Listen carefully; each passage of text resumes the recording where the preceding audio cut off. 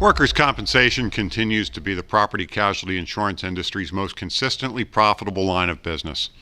Here to discuss a new market segment report on workers' comp is David Blades, Associate Director, and Christopher Graham, Senior Industry Analyst, both of AM Best's industry research and analytics area.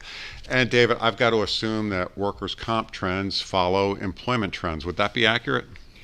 Well, I definitely think the strong wage growth and job growth trends definitely help in terms of top line premiums for workers' compensation. Obviously, workers' compensation premiums for insurance companies are based off payroll, so obviously the job growth and wage growth has definitely helped in terms of top line premiums growing and putting more in the coffers up front for the insurance companies. However, in terms of the actual results posted by the workers' comp insurers for the overall PC industry, that's really, that success is really owed to all the, the workplace safety initiatives and the benefits of loss control services that the insurance companies have provided. It's those initiatives and those factors that have really driven down claim trends over the long term, and I think that's what we've seen impacting underwriting income for the industry. When you look at workers' compensation, the favorable combined ratios compared to the overall industry, the workers' compensation market generated an 87.8 combined ratio last year. It was 15 points better than the overall industry. Now, the report notes that pricing has been on the decline for some time now. Is that a concern?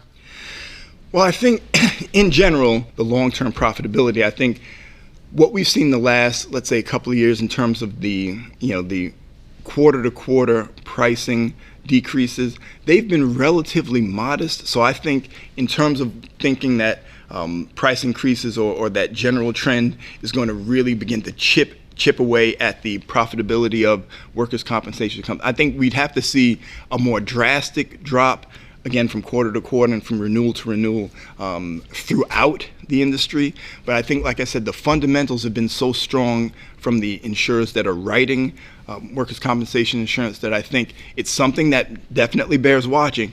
And to the extent that, trends in terms of medical and indemnity severity, in terms of those claim costs, if they were to start rising to a point where they outpace the benefits that we talked about earlier of wage growth and premium growth, and if there was any dissipation in terms of the favorable loss reserve development, the conservative initial reserve setting that we see from the insurers, that could have, the confluence of those factors could have a negative impact. But I think right now, the minimal relative level of the pricing decreases is something that bears watching, but I don't think it's anything that's going to chip away at the profitability of workers' comp insurance in a big way, in a short period of time.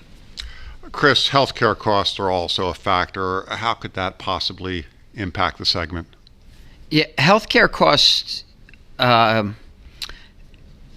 healthcare costs go up, you're going to see workers' comp losses go up because workers' comp has the obligation to pay medical. You look at how many of our claims, how many workers' comp claims themselves are medical-only claims. So it's certainly a majority of them. So anytime medical costs go up, you would see a increase in the losses to workers' comp.